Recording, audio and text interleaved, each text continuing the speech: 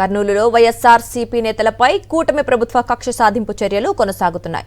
మాజీ MLA SV Mohan రెడ్డికి చెందిన కాంప్లెక్స్ లో విజిలెన్స్ అధికారులు సోదాలు చేపట్టారు. టీడీపీ నేతల ఆదేశాలతో ఎస్వి కాంప్లెక్స్ లో అధికారుల తనిఖీలు చేపట్టారని వైఎస్ఆర్సీపీ నేతలు మండిపడుతున్నారు. అధికారుల వేధింపులపై మాజీ MLA SV Mohan Reddy fire అయ్యారు.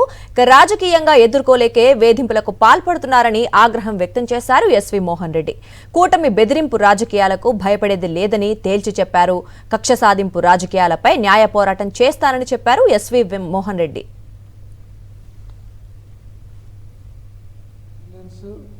తర్వాత మున్సిపల్ కార్పొరేషన్ వాళ్ళు దాదాపుగా 10-15 మంది అధికారులు వచ్చి చాలా హడావుడి చేసి కొలతలు తీసుకొని అంటే ఏదో జరిగిపోతుంది అన్యాయం అన్నట్టు వాళ్ళందరూ వచ్చి ఇక్కడ చేయడం జరిగింది.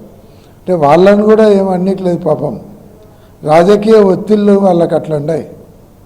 ఏదైతే ప్రభుత్వానికి వ్యతిరేకంగా మాట్లాడుతున్నారు, ఇచ్చిన హామీలు నెరవేర్చలేదని గవర్నమెంట్ని క్వశ్చన్ చేస్తున్నారు, ఇక అధికార పార్టీకి విమర్శిస్తున్నారు.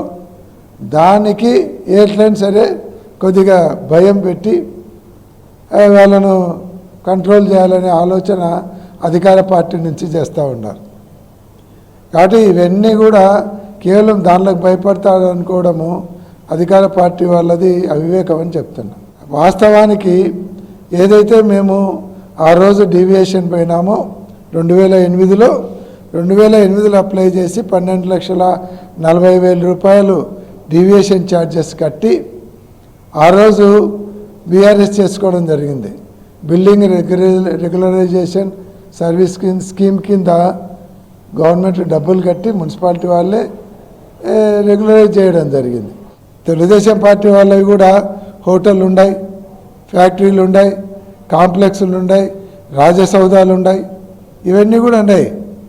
అవన్నీ కూడా రేపొద్దున అధికారం మారితే ఈరోజు మీరేం చేస్తున్నారో same thing will be repeated. అది కూడా ఆలోచించుకోండి. మరిన్ని అప్డేట్స్ కోసం ఛానల్ ను సబ్స్క్రైబ్ చేయండి. నోటిఫికేషన్స్ కోసం బెల్ ఐకాన్ పై క్లిక్ చేయండి.